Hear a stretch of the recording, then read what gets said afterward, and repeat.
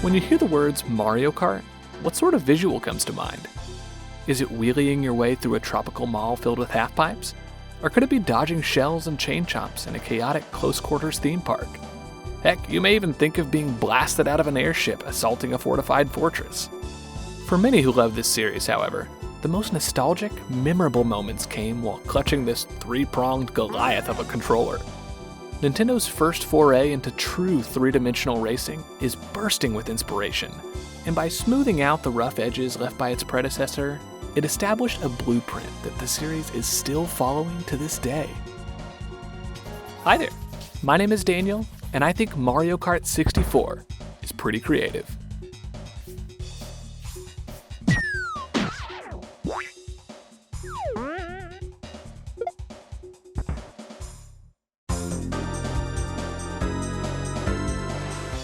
What do you do after you strike gold with an idea?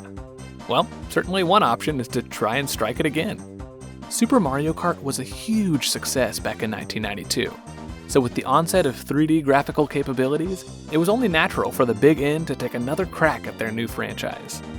About a year before the 64 hit store shelves, it was revealed that Super Mario Kart R was being developed alongside these two gems and would be slated for launch alongside the console itself in 1996. Well, it didn't quite make that deadline, as it received significantly less resources than the other two and had a pretty troubled development process. Nevertheless, the successor to Nintendo's classic kart racer, now rebranded as Mario Kart 64, was released just a few months after launch and found its way into many homes, Walmarts, and dentist offices. Now, I have to admit, my family never actually owned Mario Kart 64 back in the day, so I honestly don't have as much nostalgia for it as I do for its contemporaries. My true introduction to the series came with Super Circuit and Double Dash, but before the bros could kart together or kart on the go, they had to make the jump to 3D.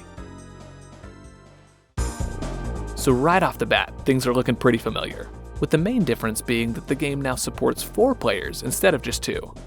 This added layer of chaos just feels right for Mario Kart, and it brings a bit more character to things like the battle mode. And moving things over to the Grand Prix, we can now choose both 150cc and the Special Cup right from the get-go, both of which needed to be unlocked previously.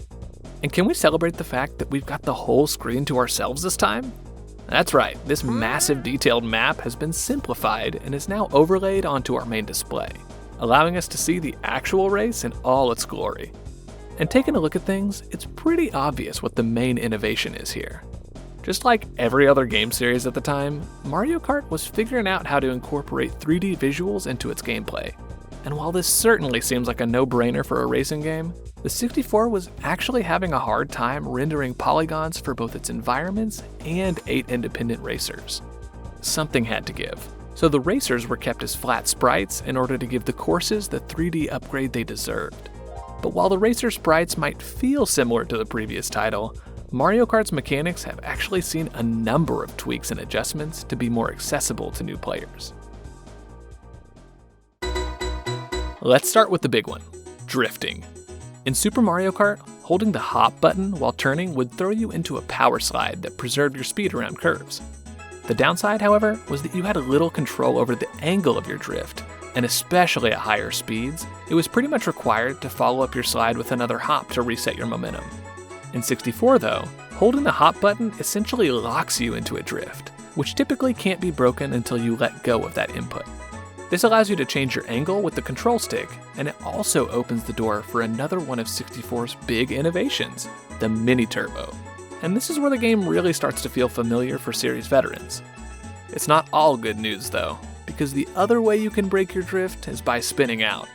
This can happen a lot if you're not careful around turns, especially at higher speeds. And while these frustrating interruptions do factor into the experience quite a bit more than they did in Super, this game does at least give you the chance to finesse your way through it. Whether you hit a banana or just lose control on a turn, hitting the brakes at the right time will actually get you back on track, indicated by this fun little music note here. Your mileage is going to vary with this stuff though, because a lot of these finer details actually come down to the character you pick. Just like the previous game, Mario Kart 64 features a cast of 8 playable characters, and the crew's mostly the same as before. Koopa Troopa's been booted, for now, in favor of the original himself. and DK Jr.'s been replaced by his son? Courtesy of the boys over at Rare. And hey, they've all got these fun little voice lines now. Bingo! Ho ho ho ho! This is the core crew that'll carry us through the rest of the series. But unlike later games, this one still doesn't have any on-screen stats to help you choose. Super Mario Kart's system of pairing drivers together with similar metrics has been replaced with a more traditional weight class system. And these weight classes affect lots of things like speed, acceleration, handling, and collisions. For instance, Bowser's weight makes him great in close quarters with other racers, but if you're worried about losing speed around turns, you'll be better off with Peach or Yoshi. Toad has the highest acceleration in the game, but give him even the slightest nudge from a heavier character, and he's toast. Even within each weight class, every character feels a little different from the others, which I found pretty cool. We may not have a massive roster or customizable carts yet, but there's a fair amount of playstyles on offer here. But it wouldn't be Mario Kart without some good old-fashioned chaos thrown into the mix. Super's item boxes were flat tiles resembling blocks from a traditional Mario game, but they're now fully rendered and take on their more iconic, psychedelic appearance. And our list of power-ups has been updated as well. You're going to be seeing a lot more shells, bananas, and mushrooms in these races. We've also got these tricky fake item boxes, as well as boos, who are no longer locked behind multiplayer. And I was super excited to see that we can now hold items behind the cart, which is a great defensive maneuver that also frees up your item slot for another power-up. But what's that? There's something sinister lurking in the shadows. Can you sense it? Behold, the crusher of dreams and destroyer of friendships, the Spiny Shell. This guy may not explode at this point in the series, but it'll still wreck you, quite literally, when you least expect it. Prob's best to keep towards the outside of the track when you hear that sound, just to be safe. Jokes aside though, I actually find this infamous inclusion fascinating because it stands as a clear and concise poster child for Mario Kart's approach to balance. The series is well known for its use of negative feedback loops, which assist players doing poorly and challenge those playing well. The most obvious example of this is the items themselves, which have a more dramatic impact here than they did in Super. But aside from items, have you ever felt like the AI in Mario Kart is cheating? Well, that's because they are. Kind of. Essentially, computer players receive a noticeable boost when you're ahead and are slowed down when you're behind. This is a mechanic known as rubber banding, since the AI is basically being pulled towards the player's position as if with an invisible rubber band. You'll see this in a lot of Mario Kart titles, but in my experience, it's most notable in 64. And while a quick Google search will show you no shortage of complaints about how it makes the games unfair, I typically don't really mind it. Sure, these absurd boosts make for some annoying moments, but ultimately, it's just another example of how Mario Kart uses negative feedback loops to modulate difficulty according to the player's skill. It's not perfect, but hey, I like a good challenge. And it wouldn't be a challenge without some solid courses to enjoy. And boy, the 64 have quite the lineup of tracks for us. Super gave us these course themes which consisted of multiple tracks and covered a handful of classic Mario aesthetics. This was a solid start, but ultimately it was an economic approach to fill out the game's stages given the hardware limitations at the time. In 64 though, it's clear the developers felt unlocked by the updated tech, because while there are actually less courses this time around, each and every one is unique and leaves a lasting impression. Between the creative mechanics, dynamic elevation, and varied aesthetics, these tracks are among the most iconic in the entire series, which is why, if I'm being honest, I was a bit bummed that I didn't actually enjoy playing on them more. Now, I'm not saying that these stages suck or that I hold them to the same standards as later series courses.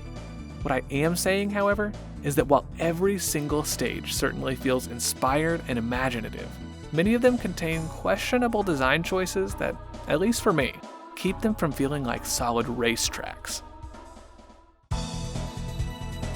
Take Rainbow Road, which just like the previous game, stands as a microcosm of 64's design choices.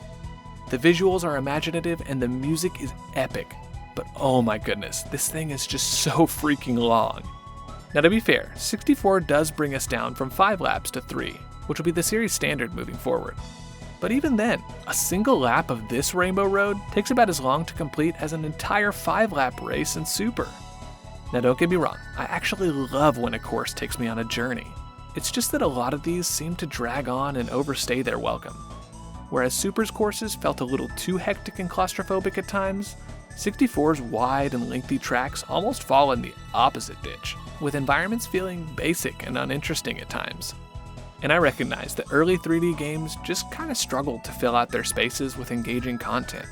But even when Mario Kart 64 tries to do this, it's met with some varied results. Toad's Turnpike has you dodging traffic on this hectic speedway, but the specific placement of vehicles puts you at a complete standstill at points. Bowser's Castle is a thrilling, treacherous journey through a truly massive fortress, but the constant sharp turns and absolutely brutal thwomps make it really frustrating to get through.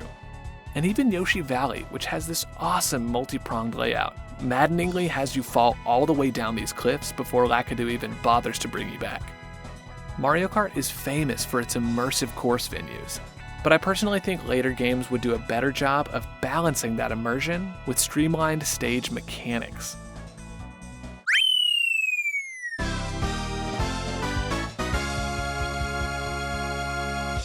And you know what? That's okay. Mario Kart 64 may not be as streamlined as its younger siblings, but it was a crucial step in establishing the unique series identity we know and love today. Super Mario Kart felt like traditional Mario stages stuffed into racetracks, but it was 64 that cemented Mario Kart as a franchise that could stand apart on its own. It gave us deeper mechanics, wackier items, and bolder stage design. Heck, it even marks the series debut of everyone's favorite completion bonus, Mirror Mode. And while each of these components feel a little more finely tuned in later titles, the impact of this game is undeniable. Mario Kart 64, quite simply, is the blueprint for the series, and Nintendo arrived at that blueprint by carefully recalibrating the core concept of the original. As I've been playing this game, it's got me thinking a lot about identity. What's my blueprint, and what makes me, me?